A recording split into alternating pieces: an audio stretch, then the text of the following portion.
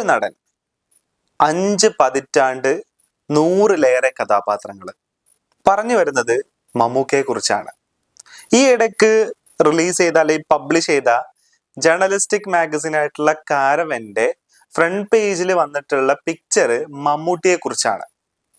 സാധാരണയായിട്ട് കാരവൻ പോലെയുള്ള magazines, journalistic magazines രാഷ്ട്രീയം, സാമൂഹികം, സാംസ്കാരികം പോലെയുള്ള മേഖലകളെ ടച്ച് ചെയ്തിട്ടാണ് അതിലുള്ള കണ്ടന്റ് പൊതുവെ ഉണ്ടാവാറ്. ഒരിക്കലും കാരവൻ പോലെയുള്ള മാഗസിൻസിന്റെ കവർ പേജിൽ ഏതെങ്കിലും സിനിമാ താരങ്ങളെയോ അല്ലെങ്കിൽ സിനിമാ താരങ്ങളെ കുറിച്ചോ ഉള്ള കണ്ടന്റുകളോ അല്ലെങ്കിൽ കവർ പേജുകളോ വരാറില്ല. മാത്രമല്ല, ഇന്ത്യയിലെ ഏറ്റവും പഴക്കം ചെന്ന ഇൻഡിപെൻഡൻസിന് മുന്നേ ഉള്ള മാഗസിൻസിൽ ഒന്നാണ് കാരവൻ എന്ന് പറയുന്നത്. അപ്പോ 70 വയസ്സായിട്ടും തന്റെ കരിയറിനെ പുതുക്കി പണിയുന്ന ഒരു നടൻ, അത് സിനിമയില് അസാധാരണമായി സംഭവിക്കുന്ന ഒന്നാണ്. അങ്ങനെ അസാധാരണമായി സംഭവിക്കുന്ന ഒരാളാണ് മമ്മൂക്ക. അതുകൊണ്ടാണ് കാരവൻ മാഗസിനിലെ ഫ്രണ്ട് പേജിൽ മമ്മൂക്ക വന്നതും മമ്മൂക്കനെ കുറിച്ചുള്ള ആർട്ടിക്കിൾ വന്നതും. സാധാരണ 70 വയസ്സായിട്ടുള്ള, ഇന്ന് ഇൻഡസ്ട്രി തന്നെ ഏകദേശം 70 വയസ്സായിട്ടുള്ള ഒരു നടനെ നമ്മൾ നോക്കുകയാണെന്നുണ്ടെങ്കിൽ പലപ്പോഴും താൻ മുൻകാലങ്ങളിൽ ചെയ്തു വെച്ചിട്ടുള്ള ക്യാരക്ടേഴ്സോ സിനിമയുടെയോ ലെഗസിയിലായിരിക്കും അവർ ജീവിക്കുന്നുണ്ടാവുക. അല്ലെങ്കിൽ അതായിരിക്കും അവർ ഡ്രൈവ് ചെയ്യുന്നൊരു ഫോഴ്സ്. അവർ പുതിയ കാര്യങ്ങൾ ട്രൈ ചെയ്യുകയോ അല്ലെങ്കിൽ ഇപ്പോൾ സൈഡ് റോള് പോലെയുള്ള കാര്യങ്ങൾ, അച്ഛൻ വേഷങ്ങളൊക്കെ ചെയ്ത് മുന്നോട്ട് പോവുമായിരിക്കും പൊതുവെ സംഭവിക്കാറ്. പക്ഷെ മലയാളത്തിലെ മമ്മൂക്ക ആൻഡ് ലാലേട്ടൻ, ബിഗ് എംസ് എന്ന് പറയുന്നത്, അതിൽ മമ്മൂക്ക, എസ്പെഷ്യലി മമ്മൂക്ക എന്ന് പറയുന്നത് 70 വയസ്സായിട്ടും കരിയറിനെ പുതുക്കി പണിതുകൊണ്ടിരിക്കുന്ന ഒരാളാണെന്നുള്ളതാണ്. അതുകൊണ്ട് തന്നെയാണ് ഒരു ജേർണലിസ്റ്റിക് മാഗസിൻ ആയിട്ടുള്ള കാരവന്റെ ഫ്രണ്ട് പേജിൽ മമ്മൂക്കാന്റെ പിക്ചർ വന്നതും മമ്മൂക്കനെ കുറിച്ചുള്ള ആർട്ടിക്കിൾ വന്നതും. അപ്പോൾ കാരവൻ പോലെയുള്ള ഒരു മാഗസിൻ ഒരു സിനിമാ താരത്തെ കുറിച്ച് ഒരു കണ്ടന്റ് എഴുതണം എന്നുണ്ടെങ്കിൽ ആ സിനിമാ താരം ഒരു സാംസ്കാരിക ചേഞ്ചിനെ അല്ലെങ്കിൽ ഒരു സാംസ്കാരിക പരിവർത്തനത്തിനെ സൂചിപ്പിക്കുന്ന ഒന്നായിരിക്കണം എന്നുള്ളതാണ്. അപ്പൊ ആ പരിവർത്തനം നമുക്ക് മമ്മൂക്കയിലൂടെ കാണാം എന്നുള്ളതാണ്. അതായത് തനിക്ക് നിറഞ്ഞാടാനും പകർന്നാടാനുമുള്ള ക്യാരക്ടേഴ്സ്, പലതരത്തിലുള്ള സിനിമകള് അദ്ദേഹം ചെയ്തു വെച്ച് കഴിഞ്ഞു. ഇനി തന്നെ സ്വയം പുതുക്കുക, സ്വയം റീഇൻവെന്റ് ചെയ്യുക എന്ന് പറയുന്ന പരിപാടിയാണ് മമ്മൂക്ക ഇപ്പൊ ചെയ്തുകൊണ്ടിരിക്കുന്നത്. അത് 2 വിധത്തിൽ ചെയ്യുന്നുണ്ട്.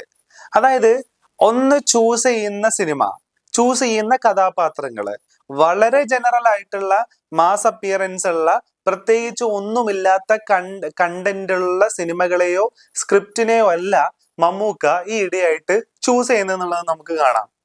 ഇപ്പോ നമ്മൾ ഭീഷ്മപർവം മുതൽ നോക്കുകയാണെന്നുണ്ടെങ്കിൽ ആ ഒരു ചേഞ്ചിനെ, ആ ഡ്രാസ്റ്റിക് ചേഞ്ച് സ്റ്റാർട്ട് ചെയ്യുന്നത് അവിടെ മുതലാണെന്നുള്ളത് നമുക്ക് കാണാൻ പറ്റും. ഇപ്പൊ ഭീഷ്മപർവം ഇറങ്ങിയിട്ട് ഏകദേശം 4 വർഷമായി. അപ്പൊ അവിടെ പുതിയ കഥകള്, പുതിയ കണ്ടന്റുകള്, തനിക്ക് തന്നെ റീഇൻവെന്റ് ചെയ്യാനും തന്നെ പുതുക്കാനുമുള്ള കഥാപാത്രങ്ങൾ വരികയാണെന്നുണ്ടെങ്കിൽ ആ കഥാപാത്രങ്ങൾ സെലക്ട് ചെയ്യാനുള്ള മമ്മൂക്കയുടെ ഒരു ത്വര, അത് നമുക്ക് അതിനകത്ത് കാണാൻ പറ്റും. രണ്ടാമത്തെ ഒരു വഴി എന്ന് പറയുന്നത് മമ്മൂട്ടി കമ്പനിയാണ്. മമ്മൂട്ടി കമ്പനി പ്രൊഡ്യൂസ് ചെയ്യുന്ന സിനിമകൾ നോക്കിക്കഴിഞ്ഞു കഴിഞ്ഞാല് സാധാരണ ഒരു പ്രൊഡ്യൂസർ, അതായത് ഇപ്പൊ ലാഭം നോക്കുന്ന അല്ലെങ്കിൽ മാർക്കറ്റില് റിട്ടേൺസ് നോക്കുന്ന ഒരു പ്രൊഡ്യൂസർ സാധാരണ ചെയ്യാൻ മടിക്കുന്ന സിനിമകൾ എടുത്തിട്ട്, അത്തരം സിനിമകൾക്ക് ആർട്ട് മൂല്യം ഉണ്ടാവും, അത്തരം സിനിമകൾ എന്ന് പറയുന്നത് ആ ഇൻഡസ്ട്രിയിലെ തന്നെ പുതിയ വേർഷൻസോ അല്ലെങ്കിൽ പുതിയ പെർസെപ്ഷനോ നൽകുന്ന സിനിമകളുമായിരിക്കും. അപ്പോൾ ഒരു സാധാരണ ഒരു ഡയറക്ടർ ചൂസ് ചെയ്യാത്ത, എന്നാൽ മമ്മൂക്കനെ പോലെയുള്ള ഒരാളെ എക്സൈറ്റ് ചെയ്യിപ്പിക്കുന്ന തരത്തിലുള്ള കഥകളെയും തരത്തിലുള്ള കണ്ടന്റിനെയും സ്ക്രിപ്റ്റിനെയുമാണ് മമ്മൂട്ടി കമ്പനി പ്രൊഡ്യൂസ് ചെയ്യുന്നത് എന്നുള്ളത് നമുക്ക് കാണാൻ പറ്റും. അതും മമ്മൂക്കനെ തന്നെ വീണ്ടും റീഇൻവെന്റ് ചെയ്യുന്ന ഒരു ടെക്നിക്കാണെന്നുള്ളതാണ്. ഇപ്പൊ നമ്മൾ മലയാളത്തിൽ നോക്കുകയാണെന്നുണ്ടെങ്കിൽ നമുക്കറിയാം, ഗ്രൗണ്ട് റിയാലിറ്റീനെ റിഫ്ലക്ട് ചെയ്യുന്ന, ഡിപ്പിക്ട് ചെയ്യുന്ന സിനിമകളാണ് മലയാളത്തിൽ വരുന്നത്. ഇപ്പൊ അതിലുള്ള മലയാള സിനിമയിലുള്ള ഏതൊരു കഥാപാത്രത്തിനെ നമ്മൾ എടുത്ത് നോക്കുകയാണെന്നുണ്ടെങ്കിലും നമ്മളെ സമൂഹത്തിലെ ഡേ ടു ഡേ ലൈഫിൽ നമ്മൾ കാണുന്ന തരത്തിലുള്ള ആൾക്കാരും പെരുമാറ്റമാണ് അതിനകത്തുള്ളത്. അപ്പൊ അത് തന്നെയാണ് മലയാള സിനിമയ്ക്ക് ഈ കേരളം എന്ന് പറയുന്ന ജോഗ്രഫിക്ക് അപ്പുറത്തേക്ക് ഒരു ഐഡന്റിറ്റി ഉണ്ടാക്കി കൊടുക്കുന്നതും ഒരു അക്സെപ്റ്റൻസ് ഉണ്ടാക്കി കൊടുക്കുന്നതും. അപ്പൊ അങ്ങനെ നോക്കുകയാണെന്നുണ്ടെങ്കിൽ ആ ആർട്ട് മൂല്യമുള്ള സിനിമകൾ കൂടെ മമ്മൂട്ടി കമ്പനി പ്രൊഡ്യൂസ് ചെയ്യുന്നു എന്നുള്ളതാണ്. ഇപ്പൊ നമ്മളൊരു ഉദാഹരണം പറയുകയാണെന്നുണ്ടെങ്കിൽ ഇപ്പൊ നൻപകൽ നേരത്ത് മയക്കം എന്ന് പറയുന്നത് ഇപ്പൊ എന്തൊരു മാസ് മൂല്യമുള്ള ഒരു സിനിമയാണത്. എന്റർടൈൻമെന്റ് വാല്യൂ എത്രത്തോളം ഉള്ള ഒരു സിനിമയാണത്. ഒരു ഹ്യൂജ് ക്രൗഡിനെ, ഒരു ഹ്യൂജ് മോബിനെ തിയേറ്ററിലേക്ക് പുഷ് ചെയ്യുന്ന ഒരു കൈൻഡ് ഓഫ് സിനിമ അല്ല അത്. പക്ഷേ ആ സിനിമ ശ്രദ്ധിക്കപ്പെട്ടു. ആ സിനിമ ശ്രദ്ധിക്കപ്പെടാനുള്ള ഒരു കാരണം എന്ന് പറയുന്നത് മമ്മൂട്ടിയും മമ്മൂട്ടിയുടെ പെർഫോമൻസും ആണ്. അപ്പൊ മമ്മൂട്ടി കമ്പനി റീസെന്റ് പ്രൊഡ്യൂസ് ചെയ്തിട്ടുള്ള സിനിമകൾ നോക്കുകയാണെന്നുണ്ടെങ്കിലും ആ സിനിമകൾക്കും ഒരു പ്രത്യേകതയുണ്ട്. ആ സിനിമകളും മമ്മൂട്ടി എന്ന് പറയുന്ന ആക്ടറിനെ റീഇൻവെന്റ് ചെയ്യുന്നതായിരിക്കും എന്നുള്ളതാണ്. അപ്പൊ ഇതെല്ലാം കൂടിയതാണ് കാരവൻ മാഗസിൻ മമ്മൂക്കേനെ ഫ്രണ്ട് പേജിൽ അല്ലെങ്കിൽ മമ്മൂക്കയ്ക്ക് ഒരു കവർ പേജ് കൊടുക്കാനും മമ്മൂക്കയെ ഒരു കണ്ടന്റ് ആക്കി മാറ്റാനുമുള്ള ഒരു കാരണം എന്ന് പറയുന്നത്. മാത്രമല്ല ഇന്ത്യൻ സിനിമയിൽ ഇത്രയേറെ ചരിത്ര പ്രാധാന്യമുള്ള ചരിത്ര പുരുഷന്മാരെയോ അല്ലെങ്കിൽ ചരിത്ര പ്രാധാന്യമുള്ള കഥാപാത്രങ്ങളെയോ വ്യത്യസ്തമായിട്ടുള്ള കഥാപാത്രങ്ങളെയോ അവതരിപ്പിച്ചിട്ടുള്ള മറ്റൊരു നടൻ വേറെ ഇല്ല എന്ന് വേണമെങ്കിൽ നമുക്ക് പറയാൻ പറ്റും.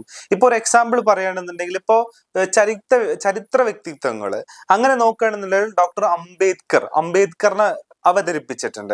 മഹാകാവ്യങ്ങൾ നോക്കുകയാണെന്നുണ്ടെങ്കിൽ നമുക്കൊരു വടക്കൻ വീരഗാഥ വേണമെങ്കിൽ നമുക്ക് അങ്ങനെ പറയാൻ പറ്റും. സൈക്കോളജിക്കൽ കഥാപാത്രങ്ങൾ, റോർഷാക്ക് പോലുള്ള സിനിമ, ആർട്ട് ഹൗസ് പരീക്ഷണ സിനിമകള്, അതായത് ഇപ്പോ നൻപകൽ നേരത്ത് മയക്കം, നേരത്തെ പറഞ്ഞതുപോലെ തന്നെ ഹൊറർ മിസ്റ്ററി കഥാപാത്രങ്ങൾ നോക്കുകയാണെന്നുണ്ടെങ്കിൽ റീസെന്റ് ഭ്രമയുഗം. അപ്പൊ ഈ സിനിമകളെല്ലാം തന്നെ ഇപ്പൊ നമ്മൾ അംബേദ്കറിനെ മാറ്റി നിർത്തിയാല്, വടക്കൻ വീരഗാഥേനെ മാറ്റി നിർത്തി കഴിഞ്ഞു കഴിഞ്ഞാല് ഈ പറഞ്ഞതിലുള്ള സിനിമകളെല്ലാം തന്നെ മമ്മൂക്കേനെ അല്ലെങ്കിൽ മമ്മൂട്ടീനെ റീഇൻവെന്റ് ചെയ്യുന്ന സിനിമകളാണ്.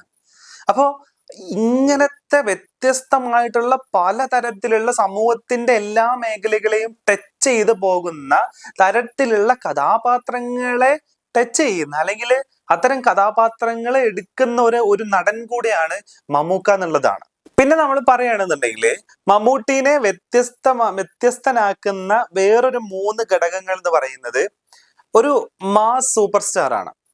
ഇപ്പൊ നമുക്കറിയാം 2000 ശേഷമുള്ള മമ്മൂക്കയുടെ സിനിമകള്, അപ്പൊ അതിന് മുന്നേ പല ആർട്ട് സിനിമകളൊക്കെ വന്നിട്ടുണ്ട്. അപ്പോൾ ഏകദേശം 2000 ശേഷമൊക്കെ മമ്മൂക്കയെ ഒരു മാസ് സൂപ്പർ സ്റ്റാർ ആക്കുന്ന തരത്തിലുള്ള കഥാപാത്രങ്ങൾ വന്നിട്ടുണ്ട്. അപ്പൊ മമ്മൂക്ക ഒരു മാസ് സൂപ്പർ സ്റ്റാർ ആണ്, മാത്രമല്ല ഒരു മെത്തേഡ് ആക്ടറും കൂടെയാണ്, അതേപോലെ തന്നെ ഒരു എക്സ്പെരിമെന്റൽ സിനിമ പ്രൊഡ്യൂസറും കൂടെയാണ് എന്നുള്ളതാണ്.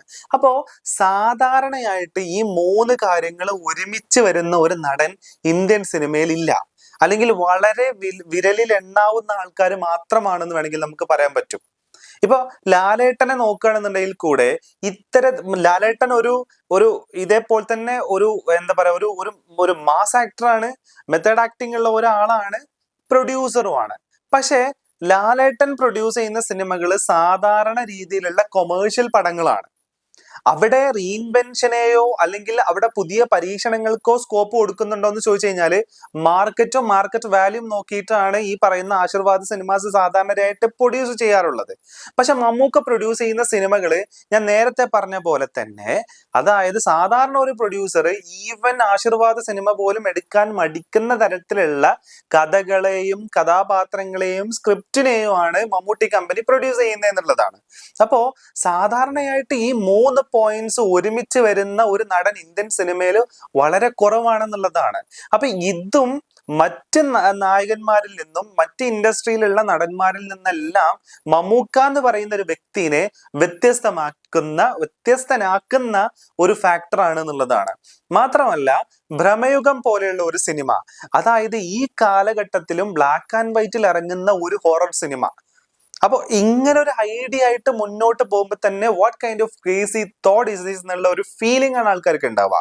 അല്ലാതെ അതിനെ ഏറ്റെടുക്കാനോ അതിനെ പ്രൊഡ്യൂസ് ചെയ്യാനോ അല്ലെങ്കിൽ അങ്ങനെ ഒരു സിനിമയിൽ അഭിനയിക്കാനോ ഉള്ള ഒരു പവർ അല്ലെങ്കിൽ ഒരു ധൈര്യം സാധാരണ രീതിയിൽ ആക്ടേഴ്സിന് ഉണ്ടാവാറില്ല. പക്ഷെ നിങ്ങൾ നോക്കൂ, ഭ്രമയുഗം എന്ന് പറഞ്ഞ സിനിമയിൽ എത്രത്തോളം നെഗറ്റീവ് ആയിട്ടാണ് കൊടുമൺ പോറ്റി എന്ന് പറഞ്ഞ കഥാപാത്രത്തിനെ പുള്ളി അവതരിപ്പിച്ചേക്കുന്നത്. വില്ലനാണ് ബേസിക്കലി മമ്മൂക്ക എന്ന് പറഞ്ഞ സിനിമയിൽ. പക്ഷെ മമ്മൂക്ക ആ സിനിമയിൽ പെർഫോം ചെയ്തു, ആ സിനിമ വിജയിച്ചു. ആ സിനിമ വിജയിച്ചു എന്ന് മാത്രമല്ല, ഇന്ത്യയുടെയും അതേപോലെ കേരളത്തിന്റെയും ഇന്ത്യയുടെ ഒക്കെ ജോഗ്രഫിക്ക് അപ്പുറത്തേക്ക് ആ സിനിമ സഞ്ചരിച്ചു എന്നുള്ളതാണ്. ഇപ്പോ ഓസ്കാറിന്റെ മ്യൂസിയം പീസിൽ സ്ക്രീൻ ചെയ്തിട്ടുള്ള സിനിമകളിൽ ഒന്നായിട്ട് മാറി എന്നുള്ളതാണ്. Where the forest meets the sea എന്ന് പറയുന്ന സെഗ്മെന്റിൽ ആ സിനിമ പ്രദർശിപ്പിച്ചു. അപ്പൊ അന്ന് ആ സിനിമ പ്രദർശിപ്പിച്ച സമയത്ത് അന്ന് ആ സിനിമയ്ക്ക് ഒരു ഇൻട്രോ കൊടുത്തിട്ടുള്ള അന്നത്തെ ആ ഒരു അനൗൺസർ മമ്മൂക്കേനെ വിശേഷിപ്പിച്ചത് മോളിവുഡ് ലെജൻഡ് എന്നുള്ളതാണ്. അപ്പോ അങ്ങനെ ആ റേഞ്ചിലേക്ക് വരെ ലോക സിനിമയുടെ തലപ്പത്തേക്ക് വരെ എത്തുന്ന തരത്തിലുള്ള സിനിമകൾ ചെയ്യുകയും അത്തരം സിനിമയിൽ ഒരു ഫാക്ടറായിട്ട് മാറുകയും ചെയ്യുക എന്ന് പറയുന്നത് അപൂർവമായി മാത്രം ലഭിക്കുന്ന ഒരു കാര്യമാണ്. അപ്പൊ ഈ കാര്യങ്ങളെല്ലാം ഒത്തിണങ്ങി വരുന്ന മമ്മൂക്ക എന്ന് പറയുന്നത് ജസ്റ്റ് ഒരു ആക്ടർ മാത്രമല്ല, ആക്ടർ എന്നുള്ളതിനേക്കാൾ ഉപരി 70 വയസ്സായിട്ടും തന്നെ വീണ്ടും ഇൻവെന്റ് ചെയ്യുന്ന, വീണ്ടും തന്നെ തേച്ച് മിനുക്കിക്കൊണ്ടിരിക്കുന്ന ഒരാളാണ് മമ്മൂക്ക എന്നുള്ളതാണ്. കഥാപാത്രങ്ങൾ ചൂസ് ചെയ്യുന്നതിലാണെന്നുണ്ടെങ്കിലും പുതിയ തരത്തിലുള്ള നുവാൻസസ് കഥാപാത്രങ്ങൾക്ക് കൊടുക്കുന്നതിലാണെന്നുണ്ടെങ്കിലും സാധാരണ രീതിയിൽ ഒരു പ്രൊഡ്യൂസർ എടുക്കാൻ മടിക്കുന്ന സിനിമകൾ എടുത്ത് അതിനെ മുൻധാരയിലേക്ക് കൊണ്ടുവരുന്ന കാര്യത്തിലാണെന്നുണ്ടെങ്കിലും മമ്മൂക്ക എന്ന് പറയുന്ന വ്യക്തി മറ്റ് സിനിമ ആക്ടേഴ്സിൽ നിന്നും വ്യത്യസ്തനായി നിൽക്കുന്നു എന്നുള്ളത് കൊണ്ട് തന്നെയാണ് കാരവൻ പോലെയുള്ള ഒരു ജേർണലിസ്റ്റിക് മാഗസിൻ തന്റെ കവർ പേജിൽ മമ്മൂക്ക എന്ന് പറയുന്ന മമ്മൂക്കയുടെ ഒരു ഫോട്ടോ കൊടുത്തതും മമ്മൂക്കയെ കുറിച്ചുള്ള ഒരു കണ്ടന്റ് ആ മാഗസിനിൽ വന്നതും എന്നുള്ളതാണ്. പക്ഷെ രസകരമായിട്ടുള്ള ഒരു കാര്യം എന്താ വെച്ച് കഴിഞ്ഞാല്, ഇതിന്റെ മാഗസിൻ ഇത് എഡിറ്റ് ചെയ്ത സമയത്ത് ഇതിന്റെ ഫ്രണ്ട് പേജ് എഡിറ്റ് ചെയ്തത് ആരാണ്, ഇതിലും നല്ലൊരു ഫോട്ടോ മമ്മൂക്കനെ കൊടുക്കാൻ ആൾ കിട്ടിയില്ലേ, ഇത് എന്താണ് ഇത് ഇങ്ങനെ കൊടുത്തേക്കുന്നത് എന്നുള്ള ഒരു വിഷമം സാധാരണ ആൾക്കാർ പങ്കുവെക്കുന്നതായിട്ട് കാണാൻ പറ്റി. പക്ഷെ ആ കണ്ടന്റ് ഒക്കെ വായിക്കുന്ന സമയത്ത് ആ മാഗസിന്റെ ഒരു ലെഗസിയും കൂടെ നമ്മൾ നോക്കുകയാണെന്നുണ്ടെങ്കിൽ ആ ഫോട്ടോ അത് ഇനഫ് ആണ് എന്നാണ് എനിക്ക് തോന്നിയത്.